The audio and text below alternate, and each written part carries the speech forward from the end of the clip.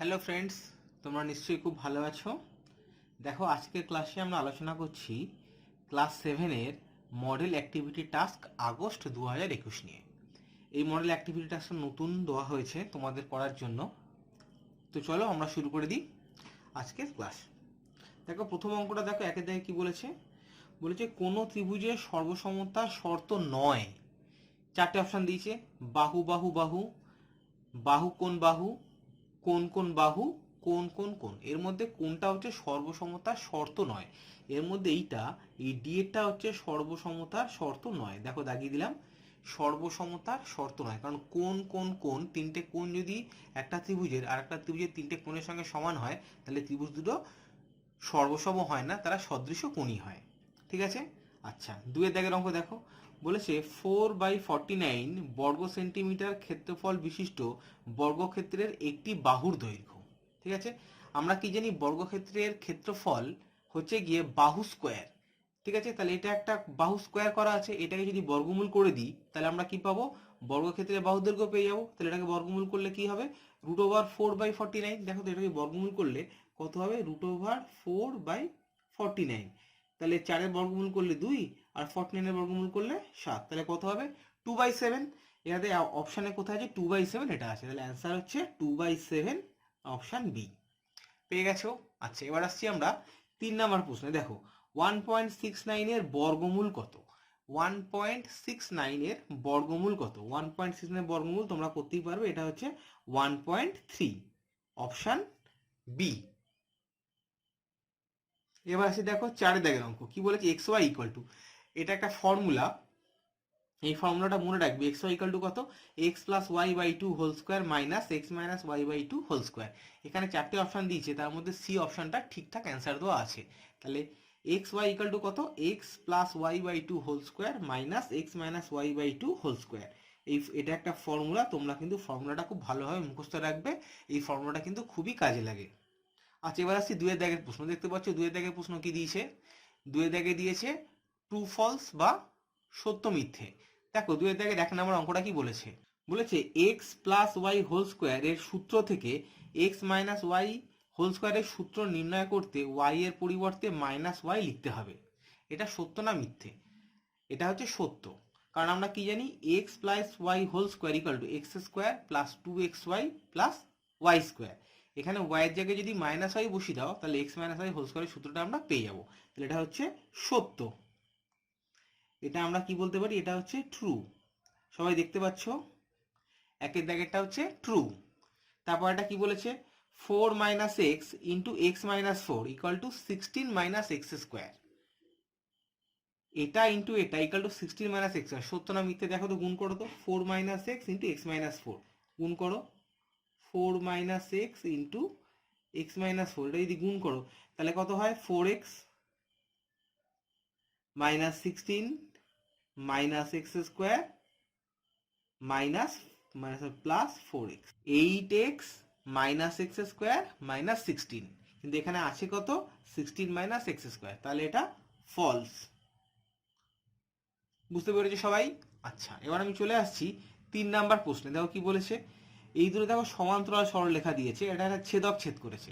ছেদ করে বলছে এদিকের এই কোণটা আর এদিকের এই কোণটা চিত্রে এক কোণ এবং দুই কোণ পরস্পর অনুরূপ কোণ। কিন্তু দেখো, দুটো যদি সমান্তরাল সরলরেখা এরকম করে পরস্পরকে ছেদ করে, আর এটা যদি একটা ছেদক হয়, তাহলে এদিকের এই কোণটার সঙ্গে এদিকের এই কোণটাকে বলে একান্তর কোণ। কিন্তু এখানে কি বলছে, চিত্রে এক কোণ এবং দুই কোণ এটা পরস্পর অনুরূপ কোণ, কিন্তু এটা পরস্পর হচ্ছে একান্তর কোণ। তাহলে এটা ফলস। বুঝতে পারলে? আচ্ছা, এবার চলে আসছি, দেখো 4 নাম্বার প্রশ্নে কি বলেছে, চিত্রে বিষমবাহু ত্রিভুজ এবিসি এর একটি উচ্চতা এডি। এবিসি একটা বিষমবাহু ত্রিভুজ। বিষমবাহু ত্রিভুজ কাকে বলে? যে ত্রিভুজের তিনটে বাহুই অসমান তাকে বলে বিষমবাহু ত্রিভুজ। তাহলে এবিসির তিনটে বাহু হচ্ছে অসমান। আর কি বলছে, এডি হচ্ছে উচ্চতা। উচ্চতা মানে হচ্ছে কি, এডিটা হচ্ছে বিসি বাহুর উপর লম্ব। কোনো ত্রিভুজের শীর্ষবিন্দু থেকে বিপরীত বাহুর উপর লম্ব টানলে সেটাকে বলে উচ্চতা। তাহলে এটা এডি হচ্ছে লম্ব বিসি। এটা হচ্ছে এডি ত্রিভুজটির একটি মধ্যমা। এটা সত্য না মিথ্যে? এটা হচ্ছে মিথ্যে, মানে ফলস। কেন ফলস? কারণ এটা যেহেতু বিষমবাহু ত্রিভুজ, এই শীর্ষবিন্দু থেকে লম্ব টানলে সেটা বিসিকে সমদ্বিখণ্ডিত করবে না, মানে ডিটা বিসি বাহুর মধ্যবিন্দু হবে না। যদি ডিটা বিসি বাহুর মধ্যবিন্দু হতো তাহলে এডি মধ্যমা হতো, কিন্তু এক্ষেত্রে ডিটা কিন্তু বিসি বাহুর মধ্যবিন্দু নয়, তাহলে হবে এডি মধ্যমা হবে না, তাহলে এটা ফলস। তাহলে বুঝতে পারছো আমাদের 2 দাগের অঙ্কগুলো হয়ে গেল। এবার আসি 3 দাগের অঙ্কে। দেখো কি বলেছে। 3 দাগে বলেছে, দেখো 3 দাগের 1 অঙ্কটা, গণিতের ভাষায় সমস্যাটি হলো, দুটো প্রশ্ন করতে বলেছে, 3টে প্রশ্ন দিয়েছে, আমরা 3টেই করে দিচ্ছি। একটা ছক দিয়ে দিয়েছে সময়, এখানে মিনিটে দিয়েছে, আর এখানে বলেছে দূরত্ব, সময় আর দূরত্বের মধ্যে সম্পর্ক। 1 মিনিটে যাচ্ছে 150 মিটার, তাহলে 25 মিনিটে কত যাবে? ঠিক আছে, গতিবেগ একই থাকলে সময় এবং দূরত্বের সমানুপাতিক সম্পর্কের সাহায্যে এক্স এর মান নির্ণয় করো। এটা বলেই দিয়েছে, এটা গতিবেগ যদি স্থির থাকে তাহলে সময়ের সঙ্গে দূরত্বের সমানুপাতিক সম্পর্ক। তাহলে এটা আমরা কি করে করব একবার দেখো। তার এখানে কি বলেছিল, সময় আর দূরত্ব। তাহলে এখানে ছিল কত, সময়, তারপরে কি ছিল, দূরত্ব। সময়টা ছিল হচ্ছে মিনিটে আর দূরত্বটা ছিল মিটারে। সময় ছিল মিনিটে, দূরত্ব ছিল মিটারে। ঠিক আছে, এবার তারপর কি হচ্ছে, এক মিনিটে কত কিলোমিটার যাচ্ছিল, 1 মিনিটে যাচ্ছিল 150 মিটার, কিলোমিটার নয়, ভুল হয়েছে ওটা।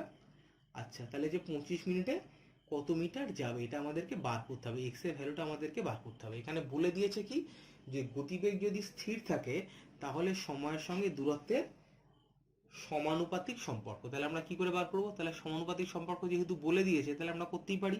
তাহলে আমরা এখানে কি লিখতে পারি, 1/25 ইকুয়াল টু 150/x।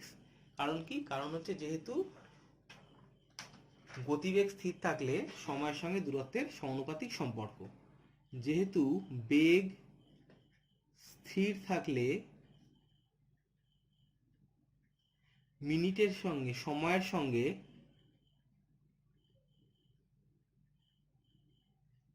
দূরত্বের সমানুপাতিক সম্পর্ক।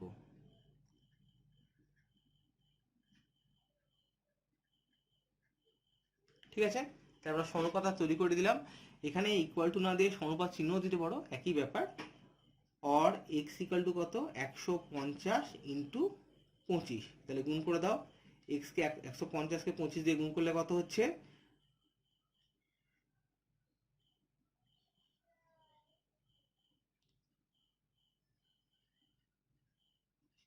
দেখো এক্স ইকুয়াল টু 3750।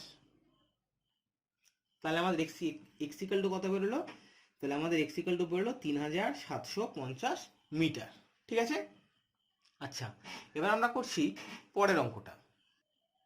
দেখো এবার আমরা করছি 2 দাগের অঙ্কটা। কি বলেছে, বলেছে বছর এখানে 2009 2010 একটা তালিকা দিয়ে দিয়েছে।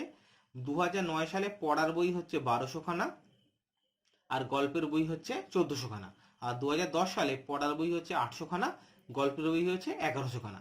বলেছে তালিকাটির সাহায্যে একটি দ্বিস্তম্ভ লেখচিত্র অঙ্কন করো। এখানে বইটা কেনা হয়েছে না বিক্রি করা হয়েছে কিছুই বলা নেই। তাহলে ধরে নাও 2010 সালে পড়ার বই কেনা হয়েছিল 1200 খানা আর গল্পের বই কেনা হয়েছিল 1400 খানা, আর 2010 সালে পড়ার বই কেনা হয়েছিল 800 খানা আর গল্পের বই কেনা হয়েছিল 1100 খানা। এর একটা আমরা দ্বিস্তম্ভ তালিকা তৈরি করব। ঠিক আছে, চলো আমরা তালিকাটা এবার তৈরি করি। দেখো আমরা দ্বিস্তম্ভ লেখাটা করছি।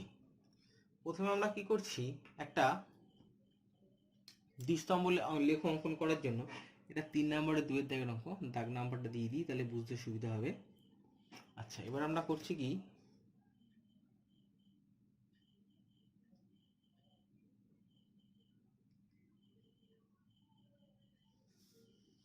একটা দ্বিস্তম্ভ লেখ আমরা অঙ্কন করছি। দেখতেই পাচ্ছ প্রথমে একটা অক্ষ টেনে নিলাম, এক্স অক্ষ বা অক্ষ মোটো করে, এটা হচ্ছে দিলাম 0, এই বরাবর হচ্ছে এক্স অক্ষ, এদিকের এই বরাবর হচ্ছে ওয়াই অক্ষ। এই এক্স অক্ষ বরাবর আমরা সালটাকে লিখছি, এক্স অক্ষ বরাবর আমরা কি করছি, সালটাকে লিখছি এক্স অক্ষ বরাবর। সাল কোন কোন সাল দিয়েছে এখানে দেখো, দেখতেই পাচ্ছ এখানে বলে দিয়েছে প্রশ্নে, দুটো সাল দিয়েছে 2009 আর 2010। তাহলে প্রথমে লিখি 2009 সাল, আর তারপরে লিখি 2010 সাল। আর ওয়াই অক্ষ বরাবর এখানে কি বলছে, বই কেনার সংখ্যা। এখানে কেনা কিংবা বেচা কিছুই তো বলেনি, তাহলে আমরা কি ধরলাম, বই কেনার সংখ্যা। এখানে ওয়াই অক্ষ বরাবর আমরা কি লিখছি, বই কেনার সংখ্যা। ওয়াই অক্ষ বরাবর আমরা লিখলাম কি, বই কেনার সংখ্যা। এবার ওয়াই অক্ষ বরাবর আমরা ইউনিটে ভাগ করে নিচ্ছি। এখানে বইয়ের সংখ্যা বলে দিয়েছে 1200, 1400, 1800, 1100।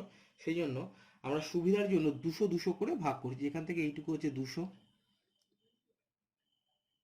ঠিক একই ডিস্টেন্স এখান থেকে এইটুকু নিলাম, এটা হচ্ছে 400, এটা হচ্ছে 600, এটা হচ্ছে 800, এটা হচ্ছে 1000, এটা হচ্ছে 1200, এটা হচ্ছে 1400, এটা হচ্ছে 1600। দেখো 1600 অব্দি আমরা ঘর নিয়ে নিলাম। এবার কি বলেছে, 2009 সালে পড়ার বই কেনা হয়েছে 1200 আর গল্প বই কেনা হয়েছে 1400। তাহলে পড়ার বই কেনা হয়েছে যেটা সেটা, আচ্ছা এইখানেও ঘরগুলো কতগুলো ঘর কেটে নাও সুবিধার জন্য, 1 2 3 4 5 6 7 8। প্রথমে পড়ার বইটা আমি আগে রাখছি, পড়ার বই হচ্ছে 1200। তাহলে দেখো 1200 এখানে আছে, তাহলে এই পর্যন্ত আমি একটা দাগ টেনে নিচ্ছি 1200।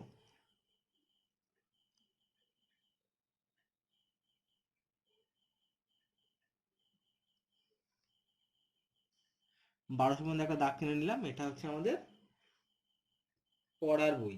পড়ার বইয়ের স্তম্ভ লেখো, মানে দ্বিস্তম্ভটা আমরা একটা স্তম্ভ তৈরি করছি এটার জন্য, 1200-র জন্য।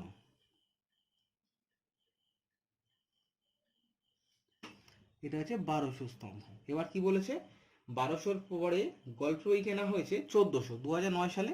তাহলে 1400 কোথায় আছে, এইখানে 1400 আছে, তাহলে এরকম জায়গায় আসবে। তাহলে আমরা পাশেই আর একটা 1400 করে নিচ্ছি।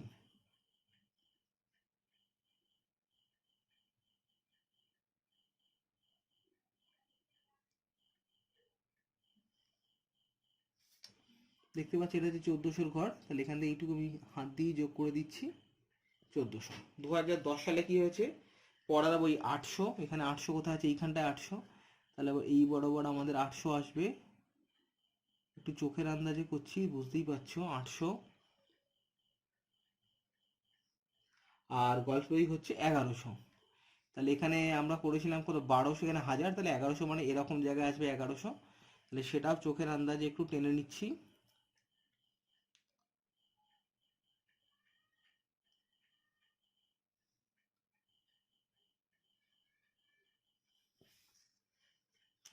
দাগটা একটু মোটা হয়ে গেল,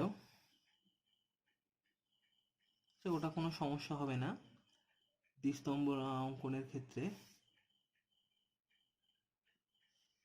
ঠিক আছে, তোমরা বুঝতেই পেরেছো। এবার আমরা কি করছি, প্রথমটা করছি আমরা পড়ার বই, আর দ্বিতীয় যে স্তম্ভটা আঁকা হয়েছে সেটাকে আমরা করছি কি, গল্পের বই। তাহলে পড়ার বইটাকে আমরা একটু আলাদা করে দাগ দিয়ে দিচ্ছি যাতে করে বুঝতে সুবিধা হয়।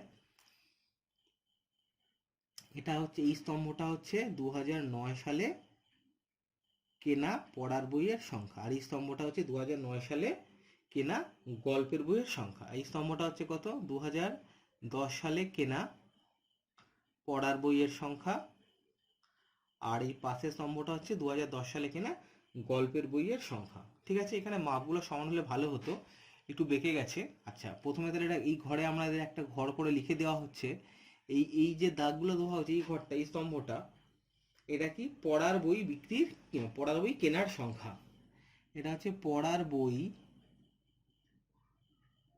কেনার সংখ্যা,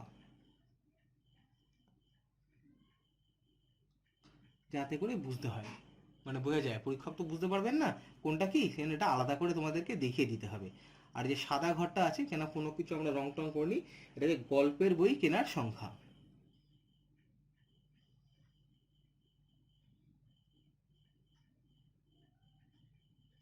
গল্পের বই কেনার সংখ্যা। তোমরা এটাকে অন্য কালারও করে দিতে পারো, কিংবা তোমরা এটাকে এই বক্স বক্সও করে দিতে পারো, যেমন তোমাদের সুবিধা। তবে সাদা আছে আর একটা লাইন টেনে দিয়েছি, তাহলে বুঝতে কিন্তু কোনো অসুবিধা হচ্ছে না। তাহলে এটা প্রথম যে দাগ দাগ কাটা ঘরটা, এটা হচ্ছে কত, 2009 সালে কেনা পড়ার বইয়ের সংখ্যা, আর পাশের স্তম্ভটা হচ্ছে 2009 সালে কেনা গল্পের বইয়ের সংখ্যা। এই পাশের চিত্রটাও একই রকম ভাবে লেখা রয়েছে। ঠিক আছে, এটাই হচ্ছে আমাদের দ্বিস্তম্ভ চিত্র। এবার কোন স্কেলটা ব্যবহার করা হয়েছে, ঠিক আছে, কোন স্কেলটা ব্যবহার করা হয়েছে কি করে বুঝবো?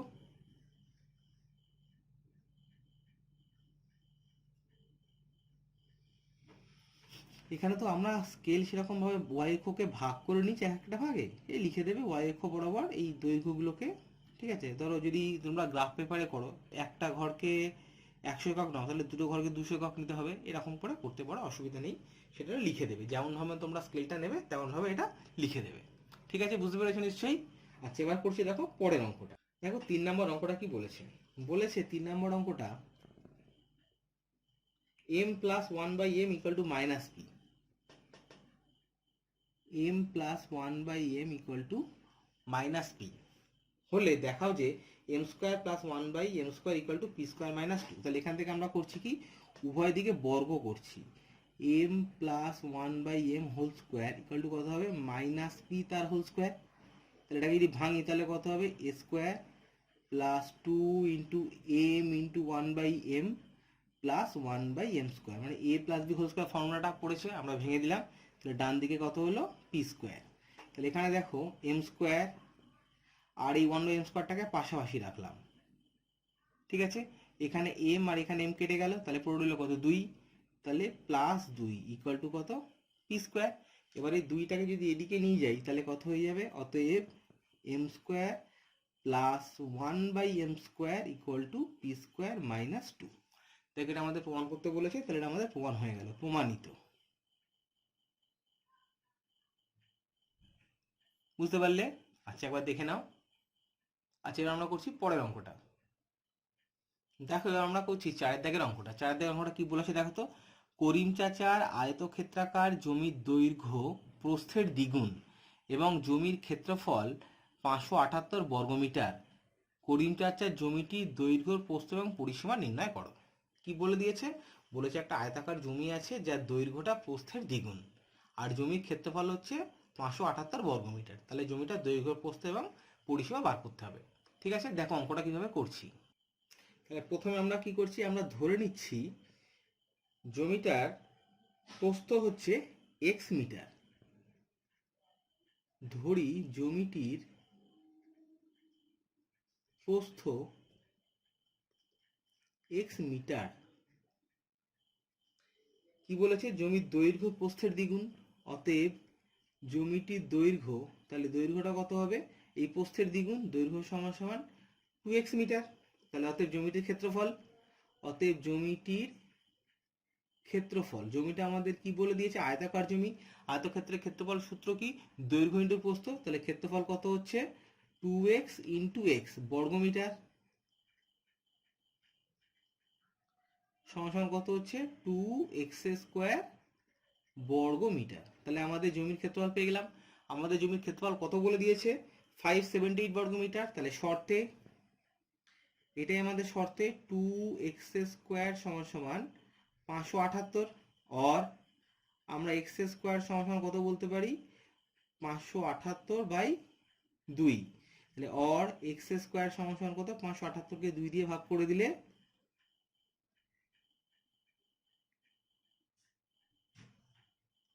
289। और x ইকুয়াল টু কত হচ্ছে, x ইকুয়াল টু √289। তাহলে x ইকুয়াল টু কত বলেছে দেখো, x ইকুয়াল টু বেরোচ্ছে 17। ঠিক আছে, তোমরা বুঝতে পেরে গেছো এইটুকু, x ইকুয়াল টু আমাদের বেরিয়েছে 17। ঠিক আছে, অতএব জমির প্রস্থ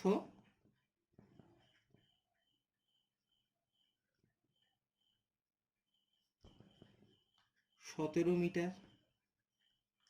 অতএব জমির দৈর্ঘ্য, দৈর্ঘ্য কত বলেছে, প্রস্থের দ্বিগুণ, তাই দৈর্ঘ্যটা কত হবে, 17 গুণ 2 মিটার ইকুয়াল টু 34 মিটার। তাহলে জমি দৈর্ঘ্য পেয়ে গেলাম। এবার আমাদের কি বার করতে বলেছে, জমির পরিসীমা। অতএব জমির পরিসীমা, অতএব জমির পরিসীমা সমান সমান কত, 2 ইন্টু দৈর্ঘ্য প্লাস প্রস্থ। তাহলে 2 ইন্টু দৈর্ঘ্য কত, দৈর্ঘ্য প্লাস প্রস্থ, প্রস্থটা আমি আগে লিখেছি এত মিটার, এটা হচ্ছে জমির পরিসীমা। তাহলে পরিসীমা হিসাব করা যায় কত হচ্ছে, এখানে 17 প্লাস 34 যোগ করলে হচ্ছে 51, 2 ইন্টু 51 মিটার, তাহলে হচ্ছে 102 মিটার। অতএব জমির প্রস্থ 17 মিটার, জমিটির দৈর্ঘ্য 34 মিটার এবং জমিটির পরিসীমা 102 মিটার। দেখতে পেয়েছো নিশ্চয়ই। দেখো অঙ্কটা প্রথম থেকে একবার দেখিয়ে দিচ্ছি একসঙ্গে করে। আচ্ছা, তোমরা সবাই বুঝতে পেরেছো অঙ্কটা? তাহলে আজকের মতো ক্লাস এখানেই শেষ। তোমরা খুব ভালো থাকবে আর এগুলো ভালোভাবে করে নেবে। যদি কোথাও বুঝতে অসুবিধা হয় তাহলে নিচে কমেন্ট বক্সে লিখে জানাবে।